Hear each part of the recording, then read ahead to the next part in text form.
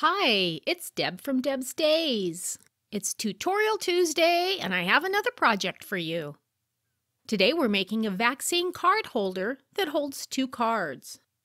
If you were with me last week, you know we made one for just one person.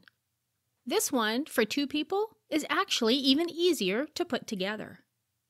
Before I get started, I publish new content frequently, so be sure to subscribe to my YouTube channel. And check out the blog at debsdays.com for even more sewing and crafting projects. Alright, let's get this project started.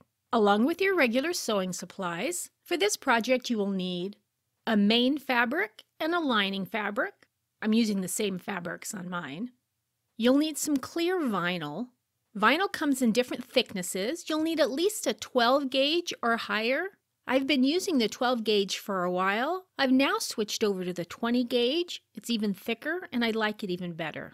You'll need a Teflon sewing foot, or if you don't have one, you'll need some painter's tape. You can find the supply list along with your cutting measurements at debsdays.com. I've added a link in the description right below this video. And if you're interested in the written version of this pattern with the step-by-step instructions with photos, you can find that in my Etsy shop. I have that link down below as well. First, place your 2 fabrics with the right sides facing each other. We're going to stitch all the way around using a 1/4 inch seam allowance. Be sure to leave a space for turning on one of the shorter ends. When you have it stitched, go ahead and clip your corners and turn it right side out and press it. Turn under the opening edges a 1/4 inch. Press that firmly. Fold the entire piece in half and press it. We're going to form a middle crease. Open it back up. If you don't have a Teflon sewing machine foot, cover the bottom of your foot with painter's tape. It'll glide much easier over the vinyl that way. Now place a piece of vinyl on one end. Make sure you're lining the edges and hold it in place with painter's tape. Place the other piece of vinyl on the other end. Again, aligning the edges, and attach it with that same piece of painter's tape. Now starting just below the crease, top stitch around the entire holder 1/8 inch from the edge. You'll want to lengthen your stitches so you don't poke too many holes in the vinyl.